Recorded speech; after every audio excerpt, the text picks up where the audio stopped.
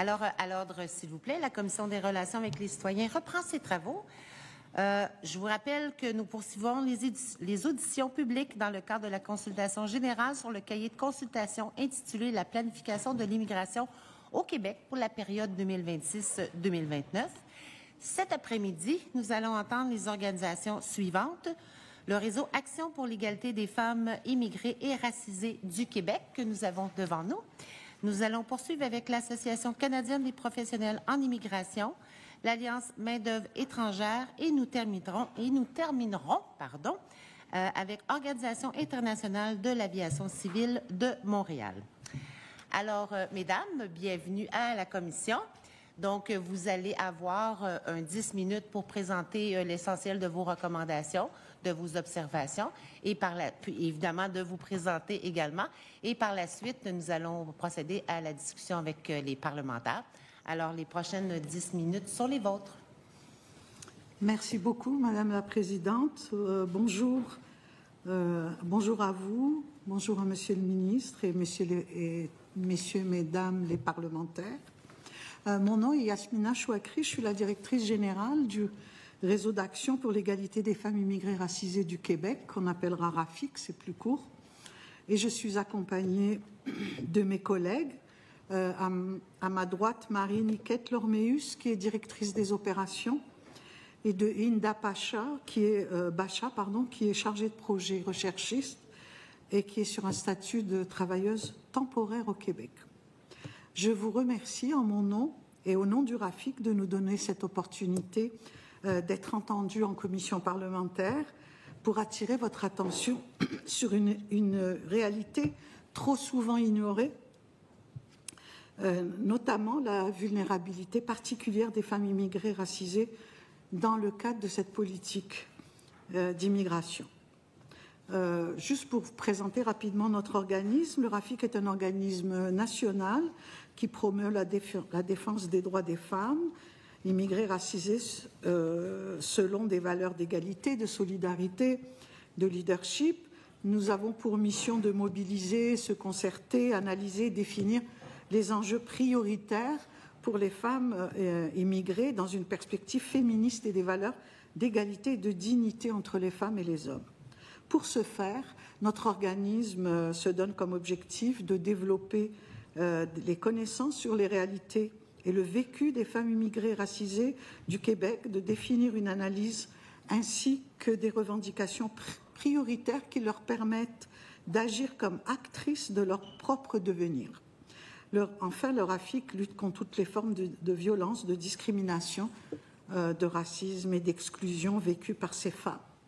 Nous allons insister relativement aux mémoires que nous avons déposées. Premièrement, sur l'invisibilité des femmes immigrées dans les politiques publiques. Deuxièmement, sur l'importance d'utiliser l'ADS ou l'ADS+, c'est l'analyse différenciée selon les sexes dans les politiques publiques. Et enfin, en troisième lieu, la non-reconnaissance des diplômes étrangers et la déqualification professionnelle. Alors, pour commencer avec l'invisibilité des femmes immigrées dans les politiques publiques, on constate que dans cette politique, le projet de loi ne reflète pas forcément la promotion ni le respect des droits et des besoins des femmes immigrées racisées comme elle le devrait. Elle passe sous silence la réalité spécifique de ces femmes, et cette invisibilité cache souvent une précarité liée au statut migratoire, à la pauvreté, au manque d'accès à des logements, ainsi qu'à une vulnérabilité face à la violence, à la discrimination systémique, à la non-reconnaissance des diplômes et à la déqualification professionnelle. En fait, l'ensemble de ces éléments constituent les angles morts de cette planification que le RAFIC s'est donné pour tâche de mettre en lumière à travers ce mémoire et en concordance avec ses valeurs et ses objectifs. L'importance, deuxième élément sur lequel nous voulions insister, c'est l'importance d'utiliser l'analyse différenciée selon les sexes. Il est important d'utiliser cette analyse différenciée dans l'élaboration des politiques publiques en tant qu'outil d'identification et de correction des inégalités vécues par ces femmes. Et ça peut être d'autres groupes de la société, hein. Mais dans ce cas-là, il s'agit vraiment des femmes avec, disons, des particularités différentes selon le groupe. Or, la loi sur l'immigration du Québec ne prévoit ni mécanisme explicite de correction, ni dispositif adapté aux inégalités provoquées par certains statuts d'immigration, rendant ces femmes plus vulnérables. Par exemple, les aides familiales ou les travailleuses étrangères temporaires, dont la précarité est constante, soumises à des conditions de travail difficiles, mal rémunérées, sans accès complet aux droits sociaux, ni à des voies privilégiées vers la résidence permanente, cette situation renforce leur insécurité. Dans ce contexte, permettez-nous de vous lire un courriel reçu le 17 octobre dernier qui illustre l'insécurité des travailleuses temporaires face à des conditions de travail difficiles, mal rémunérées, sans accès complet aux droits sociaux, ni à des voies privilégiées vers la résidence permanente. Voici, je vais vous lire ce courriel reçu de Vanessa Espana, bac en administration des affaires, cheminement spécialisé en gestion des ressources humaines, Université de Sherbrooke. Alors, je lis texto son courriel. Je suis la fille d'une préposée aux bénéficiaires détenant un statut temporaire. Ma mère travaille dans la région de Montréal. Je suis également de très près les auditions sur la planification de l'immigration 2026-2029 qui se déroule actuellement et j'ai remarqué que votre groupe prendra la parole le mercredi 29 octobre. Avec beaucoup de peine, je tiens à vous dire que la réalité des travailleuses du milieu de la santé dans la grande région de Montréal est complètement ignorée dans les discussions en cours.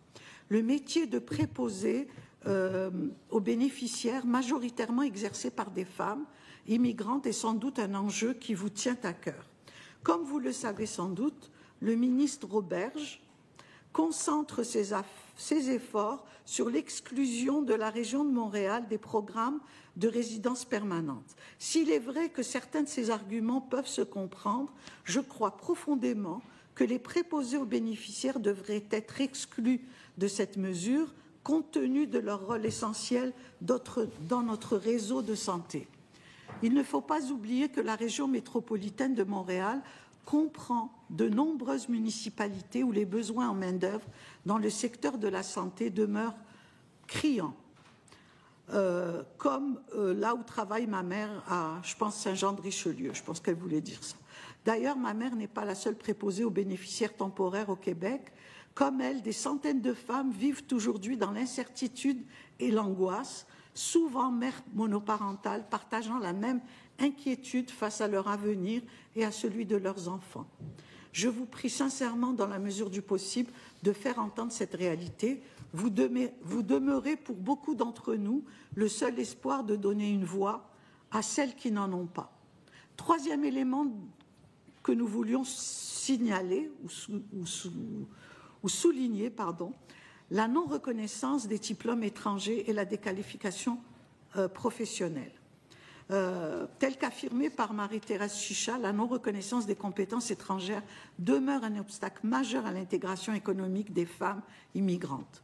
Selon une étude de 2024 publiée par Action Travail des femmes, près de la moitié, 46% des femmes immigrantes diplômées occupent des emplois sous-qualifiés, ce qui constitue une déqualification systémique, un gaspillage non seulement de talent, mais aussi une injustice et une perte de ressources pour notre société.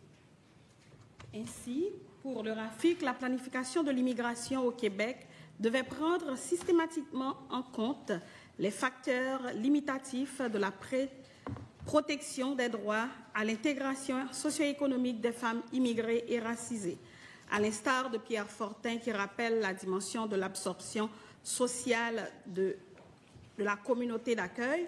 Le RAFIC estime que le respect de cette capacité de répondre aux besoins doit se traduire dans la loi, tant dans la loi que dans les faits, et propose que l'analyse différenciée selon les sexes soit partie prenante de la planification, que le ministère de l'Immigration, de la Francisation et de l'Intégration, MIFI, collabore avec le ministère de l'Enseignement supérieur, les universités, pour créer des programmes de certification permettant de reconnaître officiellement les études, les compétences et les expériences acquises à l'étranger.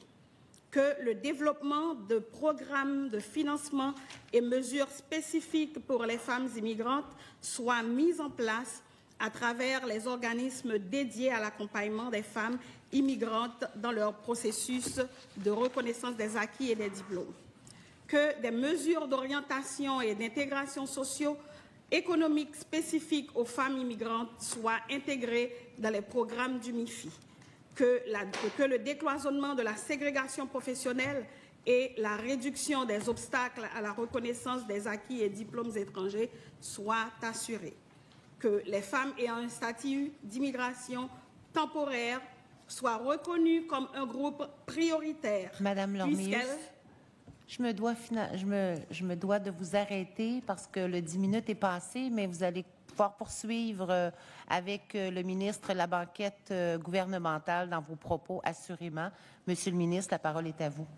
Merci beaucoup. Écoutez, on est là pour vous entendre. Si vous en avez, je vais vous laisser compléter votre envolée, votre phrase, puis j'irai ensuite avec mes questions. Allez-y. Que les politiques d'immigration soient stables afin d'éviter les changements brusques et rétroactifs qui fragilisent les femmes immigrantes et nuisent à leur sécurité, leur intégration et leur confiance envers les institutions. Voilà, ça valait la peine d'être entendu jusqu'à la fin. Oui, vous parlez. Merci d'avoir donné cette opportunité. C'est ça. Parce que c'est une recommandation importante pour nous. Très bien. Vous avez pu compléter l'œuvre, ça aurait pu dans vos réponses, mais bon, au milieu de la phrase, c'est toujours intéressant de finir notre idée. Des fois, la présidente me coupe la parole, moi aussi. Je vous témoigne, là. Moi aussi, j'ai vécu ça, donc tous unis. Non, c'est pas vrai. Merci. Merci pour votre présentation, votre témoignage. Il y a beaucoup d'éléments. Je vais en prendre quelques-uns, puis après ça, on pourra y aller avec des questions puis des échanges. Vous avez parlé de stabilité. Beaucoup de groupes avant vous, ou de personnes, ou d'experts, nous ont mentionné qu'il y avait eu pas mal de changements. Non pas dans les derniers mois, parce qu'il y a eu une stabilité, mais l'automne 2024, ça a été l'automne où il y a eu plusieurs changements, autant de la part du gouvernement québécois que du gouvernement fédéral. Il y a des bonnes raisons pour ça, mais le fait est qu'il y a eu plusieurs changements, puis ça a suscité des craintes. Et justement, là, on est là pour cette planification, pour se donner une prévisibilité, une stabilité. Je pense que c'est demandé par l'ensemble des groupes. Vous avez bien fait de lire la lettre ou le courriel, disons, témoignage de la dame. Ça me permet de préciser quelques éléments. Est-ce que toutes les réponses sont dans ce que je dirais? Je ne sais pas, mais je peux préciser quelque chose. Préposé aux bénéficiaires, je pense que c'est une travailleuse en ce moment qui est étrangère, temporaire, le statut actuel. Préposé aux bénéficiaires, c'est dans le domaine de la santé. On privilégie, même à Montréal-Laval, dans les critères que nous avons au gouvernement québécois, je ne parlerai pas d'Ottawa, mais le renouvellement des permis, des TET, en domaine de santé, éducation, et quelques autres domaines, mais santé, éducation, incluant les préposés aux bénéficiaires, c'est prévu. De notre cas, il n'y a pas de limitation, même à Montréal et à Laval. Il est vrai, cependant, que j'ai dit souvent dans mes interventions qu'on souhaitait une diminution d'immigrants des différentes catégories temporaires dans cette région-là, puis un accroissement de la régionalisation, parce qu'on a à Montréal un enjeu de langue française, un enjeu de disponibilité de logement, un enjeu d'intégration culturelle. Ça ne veut pas dire qu'on ne veut plus de nouveaux arrivants à Montréal. On va continuer d'en avoir. C'est un pôle d'attraction formidable. Mais en termes, disons, d'immigration optimale, on veut favoriser l'établissement à l'extérieur de Montréal. Donc, pour ce qui est de ce cas particulier-là, on pouvait peut-être apporter un élément de réponse. Ça m'a touché quand vous avez dit il y a une espèce d'invisibilisation, je ne sais pas si c'est le bon terme. Je vous précise, en tout cas, que dans notre recueil de statistiques, il y a le document de la planification. pluriannuel avec des analyses, des scénarios. On pourrait aller là, on pourrait aller là. On vous consulte là-dessus. Puis après ça, il y a un recueil de statistiques avec des statistiques différenciées selon les sexes. Donc, il me semble là qu'on a comme précisé des choses. Mais ensuite, dans le document lui-même, quand on dit, par exemple, on pourrait avoir tel nombre de travailleurs étrangers temporaires, tel nombre d'étudiants étrangers, tel nombre de réunifications familiales, il est vrai qu'on ne précise pas combien de femmes racisées, mais on ne précise pas non plus combien d'hommes ou combien d'enfants ou combien d'aînés. Des gens pourraient peut-être dire, bien, c'est de l'âgisme parce qu'on ne dit pas combien d'aînés. On y va par grande catégorie, mais je veux juste vous dire que d'un point de vue statistique, on a rendu public toutes les stats possibles, y compris celles différenciées par les sexes. Puis, il n'y a aucune intention là, d'invisibiliser ou de dénigrer qui que ce soit. Mais c'est bien que vous l'ayez exprimé, puis là, je sens que vous voulez répondre, donc je vous écoute. Oui, Monsieur le ministre, en fait, je comprends ce que vous dites. Effectivement, on a des statistiques ventilées selon les sexes, ce qui est très, très bien. Cependant, là où il y a une problématique dans cette politique, c'est que c'est l'aspect quantitatif qui prime partout. C'est en termes de volume qu'on parle, mais on ne parle jamais en termes qualitatifs. C'est-à-dire qu'il y a des groupes, il y a des statuts, des personnes appartenant à certains statuts d'immigration qui vivent des problématiques très particulières et que finalement, c'est l'aspect quantitatif qui prime sur l'aspect qualitatif. Et c'est ça, en fait, qui nous dérange. Et je pense que s'il y avait un aspect qualitatif plus important relativement aux différents groupes de la population immigrante, les femmes et bien d'autres groupes d'ailleurs aussi, on pourrait avoir quelque chose de plus, comment dire ça, de plus humain, de plus qui permettrait une intégration réelle, qui démontrerait une équité, une relative équité, alors que là, on voit les choses que de façon quantitative. C'est sous cet angle-là qu'on parlait d'invisibilité.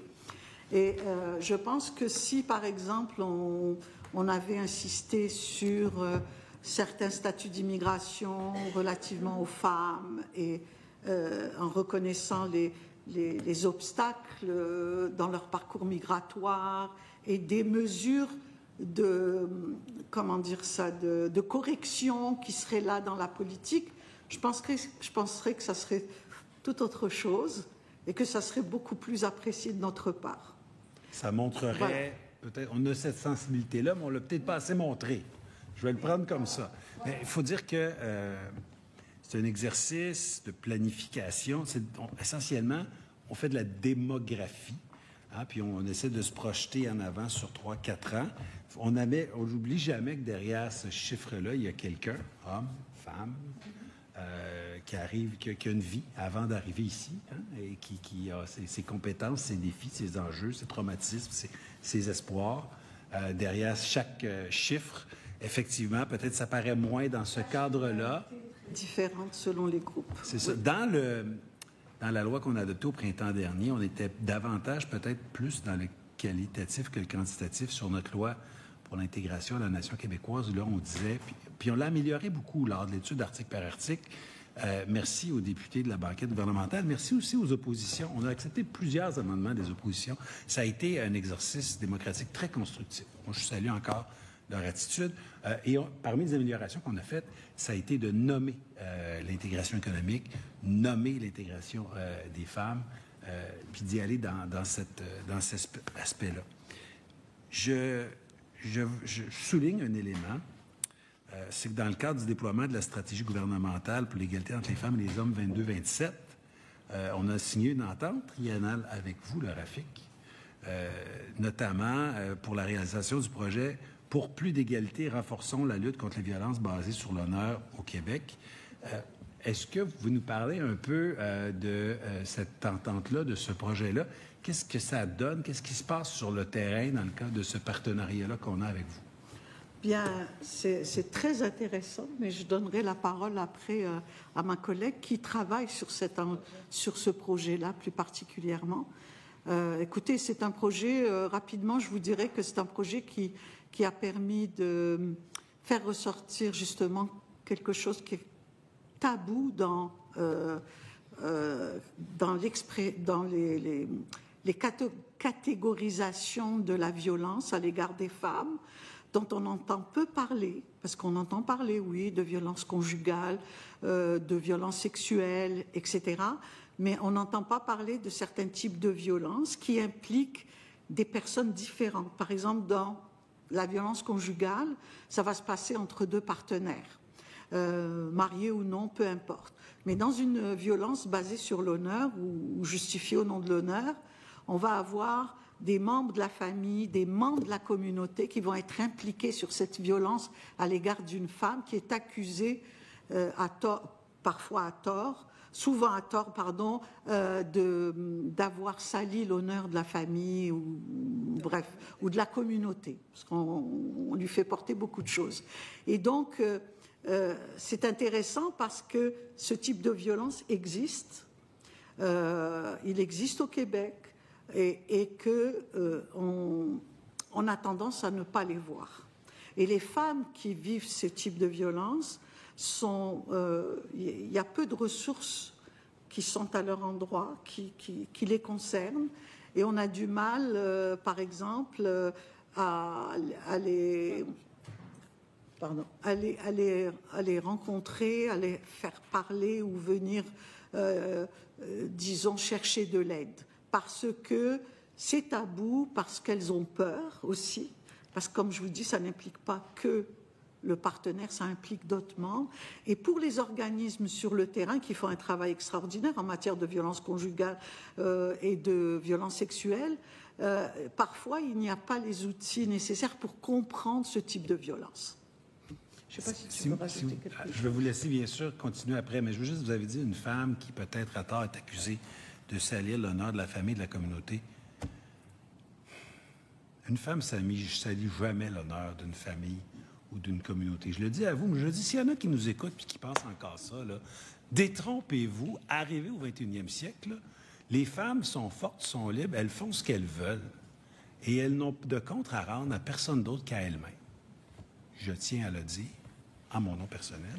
Je vais vous laisser témoigner ensuite. Puis je sais que la députée d'Anjou voudra poursuivre l'échange, donc je vous laisse vous exprimer, puis ma collègue poursuivra. C'est moi. Oui, c'est moi. Oui, bonjour.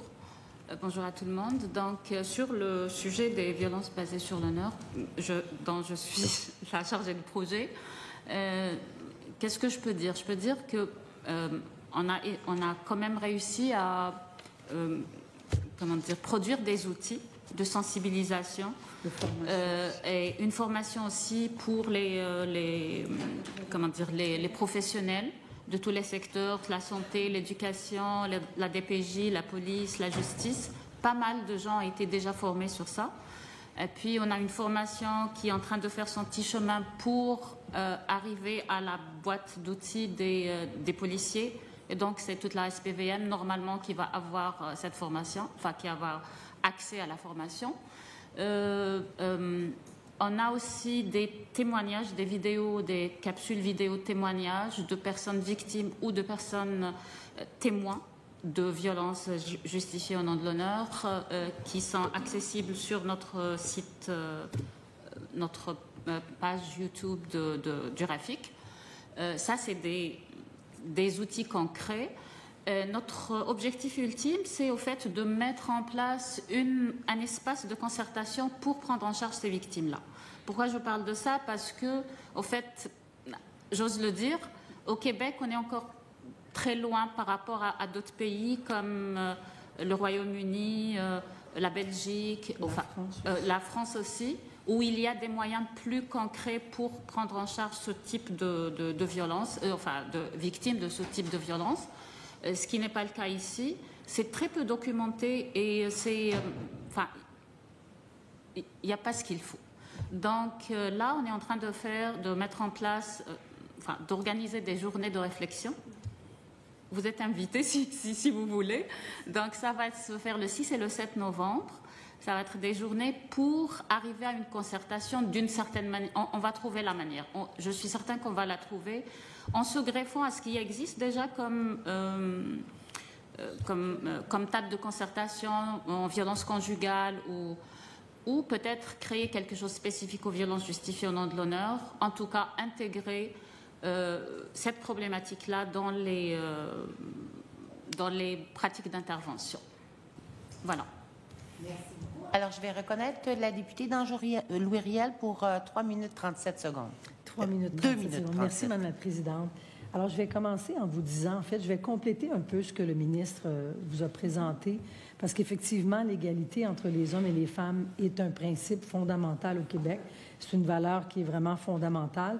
Puis, vous savez probablement, vous connaissez les différentes stratégies, les différents plans d'action du gouvernement. Donc, d'une part, il y a la stratégie gouvernementale pour l'égalité entre les hommes et les femmes, qui est en vigueur jusqu'en 2027, qui sera renouvelée. Il y a aussi la stratégie en violence intégrée, la fameuse CIV, également dans les mêmes années. Alors, c'est sûr que ces deux stratégies-là, bien évidemment, dans la stratégie pour l'égalité, vous savez qu'évidemment, on parle du principe de l'ADS, du renforcement de ce principe-là. Et puis, évidemment, il travaille le secrétariat à la condition féminine et il y a un renforcement du secrétariat au niveau là, des ministères et des organismes. Alors, déjà, on part avec ça. Puis, on comprend que l'approche de l'ADS, bien, ce qu'on veut finalement, c'est de discerner les effets différenciés entre les hommes et les femmes au niveau des politiques, au niveau des projets de loi ou tout autre document, parce qu'ultimement, ce qu'on veut, c'est prévenir qu'il y ait des injustices, prévenir la création d'inégalités. Et ça fait quelques années qu'on travaille à la mise en œuvre, à la généraliser. Puis vous savez comme moi que c'est pas évident. Je pense que votre présence aujourd'hui, le fait que vous preniez le temps, on apprécie d'ailleurs votre présence, que vous veniez nous faire part de ce que vous vivez au niveau de votre organisme, bien, ça démontre qu'il y a encore des obstacles sur le terrain et qu'on doit continuer à travailler. Et c'est pour ça justement que le secrétariat à la condition féminine a dédié une équipe spécifique pour l'ADS. Alors, il y a une équipe qui accompagne et qui renforce le travail des ministères et des organismes. Donc, moi, ça me fait plaisir aussi de pouvoir travailler avec eux. Puis je pense que je ne vous avais pas dit que j'étais l'adjointe parlementaire à la condition féminine. Bon, qui voilà. vous étiez? C'est un petit détail. Je suis la députée d'Anjou-Louis Riel, mais dans le privilège des fonctions qu'on peut travailler, j'ai celle-là avec la ministre responsable des aînés et la condition féminine. Donc, on pourra peut-être se reparler. Mais bref, je voulais vous rajouter ça pour compléter ce que le ministre avait dit. Et j'aimerais vous amener dans votre conclusion de votre mémoire. Vous nous dites que les femmes immigrantes racisées doivent être accueillies, oui, Madame la Présidente, dans la dignité. Alors, pour vous, des idées de stratégie à mettre en œuvre pour mieux valoriser la présence, l'inclusion et la part des femmes immigrantes, je vous laisserai avec ça. Et j'espère que notre collègue de l'autre côté de la banquette pourra permettre la réponse. Merci beaucoup, Madame la députée. Vous savez, je garde le temps. Monsieur le député d'Acadie, vous avez 12 minutes 23 secondes. Merci, Madame la Présidente. Alors, Mesdames Chouakri, Lormius, Bachat, merci d'être là. Merci pour votre mémoire. Vous faites partie du réseau pour l'égalité des femmes immigrées et racisées du Québec, donc vous contribuez effectivement à vous assurer qu'il y aura toujours cette égalité entre les hommes et les femmes. Et d'ailleurs, je ne peux passer sous silence, Madame la Présidente, que au moment où on siège, on a appris le décès de Madame Lise Bacon. Je viens de le voir. Première vice-première ministre le décès de Madame Lise Bacon, qui a siégé au Parlement, première vice-première ministre du Québec, et qui a ouvert la voie, n'est-ce pas, pour les femmes et pour l'égalité des femmes. Alors, j'offre mes condoléances à toute sa famille et je tenais à prendre quelques instants pour le souligner. C'était une grande dame. Oui, bien sûr, je vais vous permettre sur mon temps de répondre à la question de ma collègue parce que c'est un sujet qui est très important. Je trouve important que vous puissiez parler de tout ce drame du crime d'honneur qui ne devrait jamais arriver, jamais. Et là-dessus, je joins ma voix à Monsieur le ministre, ça n'a aucun bon sens. Là. Il n'y a pas une femme qui devrait vivre ça, mais jamais. Puis vous en parlez, donc je pense que c'est important, ça existe, une réalité, on ne se mettra pas la tête dans le sable. Là. Donc, on va parler de ça, on va parler de l'ADS, mais dans un premier temps, si vous pouvez répondre à la question de ma collègue, pour le bénéfice de la commission, ce serait fort apprécié. Ben, écoutez, moi je dirais que je pense qu'il faut simplement regarder tous les statuts d'immigration qui défavorisent les femmes ou qui les précarisent. Et notamment, on l'a toujours souligné depuis des années, les femmes qui viennent dans le cadre du regroupement familial, qui sont soumises à... Vous me direz que ça relève du fédéral, on le sait très bien, mais il reste qu'elles n'ont pas accès à certains droits comme les autres femmes. Et on a aujourd'hui, avec l'importance des travailleuses temporaires, beaucoup de femmes qui sont dans cette catégorie. Et elles n'ont pas accès à certains droits sociaux, comme l'aide sociale, comme je ne sais pas, là je vais vous... Comment ? La RAMQ. Oui, la RAMQ, elles ne sont pas couvertes sur tout un ensemble de choses. Et donc, c'est là où le bas blesse, c'est-à-dire que toutes les catégories d'immigration où elles sont défavorisées en tant que... de par le statut d'immigration, le fait qu'elles soient des femmes les rend encore plus vulnérables. Je vous donne un exemple, le parrainage. À première vue, c'est un parrain qui va parrainer son épouse ou sa fille ou sa sœur, qui va la faire venir au Québec. Cependant, une fois arrivé ici, c'est lui qui en a l'entière responsabilité, n'a pas accès à l'aide sociale, par exemple, et il a la responsabilité de tout ce qu'elle fait. Par exemple, même si elle s'endette, c'est le parrain qui a la responsabilité. Donc, il assume un certain nombre de responsabilités qui la rendent complètement mineure, en quelque sorte, et qui fait que ça lui donne aussi un pouvoir sur la personne, sur celle qui est parrainée. Et de ce fait-là, ce pouvoir-là lui permet éventuellement, pas dans tous les cas, il y a des très bons parrains, mais qui va lui permettre d'exercer un pouvoir et parfois de la violence à l'égard de la femme qui est parrainée. Donc ça, c'est un exemple. Autre chose, il y a beaucoup de femmes qui viennent comme demandeuses d'asile, par exemple. Je sais aussi que ce statut n'est pas... Le Québec n'a pas le contrôle sur ce statut d'immigration, malheureusement, et qu'il est en augmentation. Cependant, les demandeuses d'asile qui fuient le Québec, comme le Canada, ont des obligations en matière internationale. Et donc, des femmes qui fuient des pays en conflit et qui ont vécu déjà des violences dans leur pays d'origine, souvent, ça va être un continuum de violence et elles vont continuer à vivre de la violence ici. Donc, elles ont des besoins particuliers sur lesquels il faut se pencher, etc., etc. La précarité économique aussi, pour les travailleuses temporaires, justement, qui occupent souvent des emplois comme, même si elles sont beaucoup plus qualifiées, mais elles occupent des emplois comme préposées aux bénéficiaires, par exemple, qui est un besoin criant, pas seulement en région, mais même dans la grande région de Montréal, et qui sont sous-payées, mal payées, qui restent dans une certaine précarité économique, etc., etc. Donc, c'est tous ces éléments sous-jacents, reliés malheureusement à des statuts d'immigration qu'on ne peut pas passer sous le tapis, nous, en tant que femmes militantes pour les droits à l'égalité. Et vous avez tout à fait raison et je vous en remercie. Ça a permis, bien sûr, de compléter votre réponse suite à cette question importante de ma collègue. J'aimerais revenir à votre document et au cahier de consultation.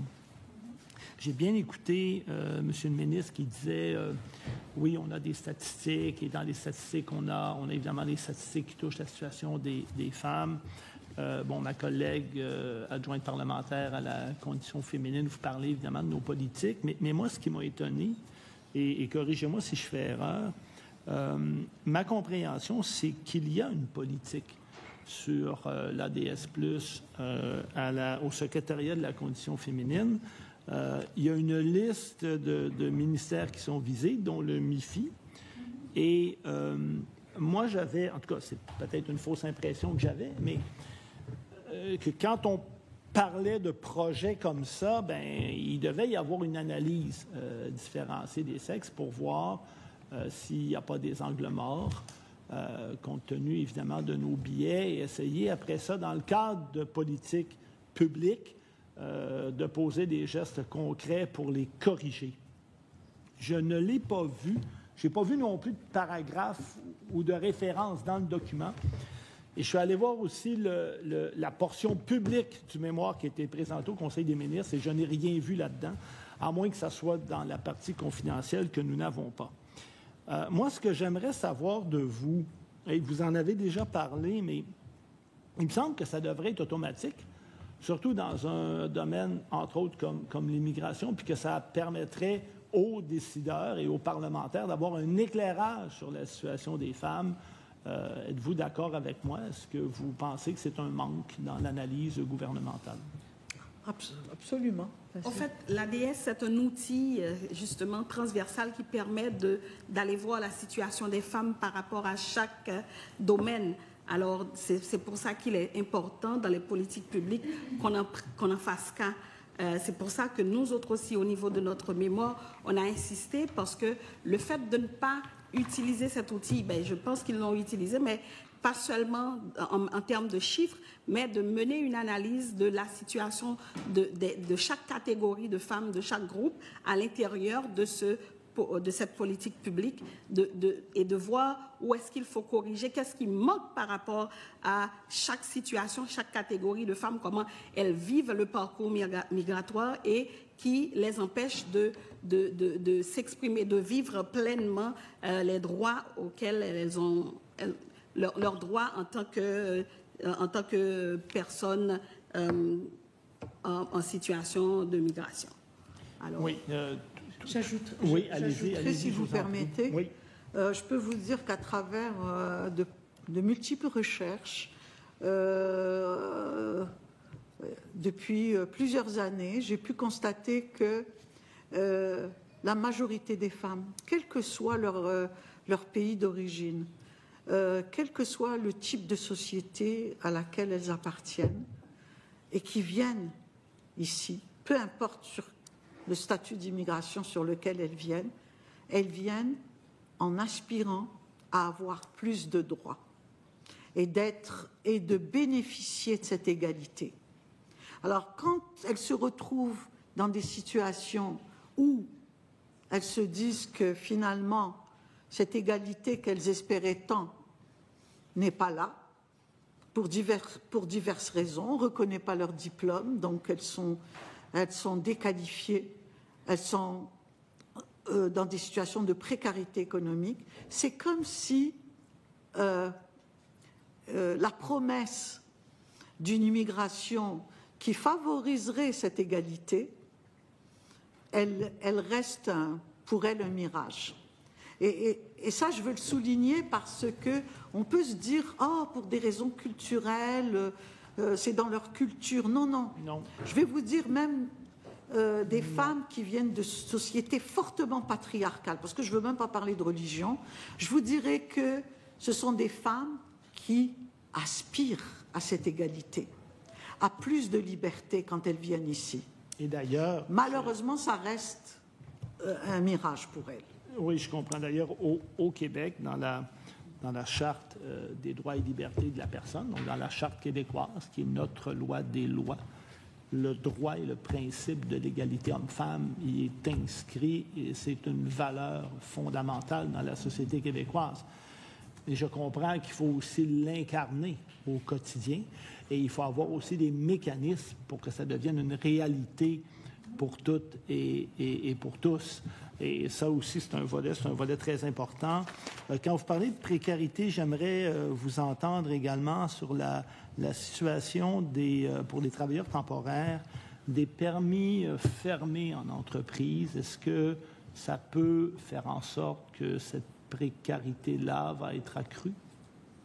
Certainement, quand l'employé est victime d'abus, par exemple, ça donne des pouvoirs. Effectivement, c'est un peu comme le parrainage, le pouvoir donné aux parrains dans le cadre de la catégorie du regroupement familial. C'est un peu la même chose, c'est-à-dire que l'employeur a un droit accru sur l'employé. Et le fait que, je sais qu'il y a eu des améliorations récemment, puisque c'est possible maintenant pour quelqu'un qui vient sur un permis fermé de quitter quand même l'employeur s'il subit des abus. Mais reste que ça reste très compliqué parce que très souvent il y a un lien avec l'employeur qui est basé sur des dettes, parce que c'est l'employeur, par exemple, qui paye le voyage ou qui loge l'employé également. Et donc, il va considérer que l'employé lui doit des sommes d'argent, etc., qu'il doit lui rembourser d'abord un certain nombre des sommes d'argent. Merci beaucoup. On vient de terminer cette autre ronde de discussion, mais on a encore un dernier intervenant, le député de Laurier-Dorion, qui bénéficie de 4 minutes 8 secondes. Merci Madame la Présidente. Bonjour Mesdames. Merci beaucoup d'être ici. J'ai très peu de temps, donc je vais y aller rapidement. Vous parlez dans votre mémoire des mesures d'accompagnement du ministère de l'Immigration, les MIFI, concernant les nouvelles arrivantes. Dans quelle mesure ces mesures d'accompagnement favorisent ou ne favorisent pas l'intégration pleine et entière des femmes qui arrivent à s'installer au Québec? À un certain niveau, l'accompagnement est très important justement par rapport à la question de la francisation, mais qui, ces derniers temps, cet aspect-là est en train de reculer parce qu'il me semble qu'il y a des coupures par rapport à ces projets, à ces classes de francisation. Alors, ça va encore affecter les nouvelles arrivantes qui ne parlent pas français et qui ont besoin d'une mise à niveau ou de pouvoir mieux comprendre. Et ça, si à la barrière de la langue, ça va impacter sur l'intégration de la nouvelle arrivante. Alors, je pense que c'est très important de garder cet aspect de financement pour les programmes de francisation parce qu'il y a pas mal de coupures qui sont en train d'être faites ces derniers temps. Vous voulez ajouter? Oui, je peux ajouter quelque chose. Au fait, je pense qu'on a l'impression que c'est un coût supplémentaire, ces cours de francisation, on a tendance à en couper, mais je pense que c'est un investissement rentable pour le Québec parce qu'une femme qui maîtrise mieux le français, donc elle s'intègre mieux et donc elle va être une plus-value économique pour le Québec. Donc, il faut voir les choses comme ça au lieu de juste couper dans... C'est ça. Merci. Très bien. Et vous soulignez la question de la reconnaissance des diplômes. C'est un vieux problème. Et on en a parlé, on en parle toujours et on va continuer à en parler, j'ai l'impression. Ça affecte tout particulièrement les femmes immigrantes. Et vous proposez, dans quelle mesure vous pensez que le ministère de l'Immigration du Québec a un rôle à jouer dans la reconnaissance des diplômes de ces femmes-là? Moi, je pense que déjà, parce que déjà même avant de venir, on nous fait pas mal on vérifie les diplômes, mais maintenant, une fois sur place, il y a tellement d'autres aspects si on est dans un domaine, par exemple, si on était médecin, arriver ici, c'est tellement difficile de se faire reconnaître son diplôme de médecin. Alors, c'est comme il y a un cloisonnement et des fois, assez souvent, ces femmes-là se retrouvent à être soit des préposées ou bien... Mais c'est comme une dévalorisation de la personne. Ça fait une manque de confiance en soi et ça permet à ces femmes de se retrouver dans des situations précaires parce que venu avec la famille, les enfants qui savaient que maman était médecin, mais ici, qu'est-ce qu'elle fait, maman? Elle s'occupe. C'est vraiment déjà... pour la femme en soi, c'est comme on aspirait à mieux, Mais voilà, on se retrouve dans une situation où on recule vraiment, on recule au lieu d'avancer comme on l'espérait. Dans ce sens-là, comment ça fonctionne? C'est que le ministère de l'Immigration sélectionne en fonction des diplômes qui sont... Mais ensuite, au Québec, c'est les ordres professionnels, les universités, etc. Et le MIFI, me semble, n'est plus dans le jeu, là. Est-ce que vous pensez que le MIFI a un rôle à jouer?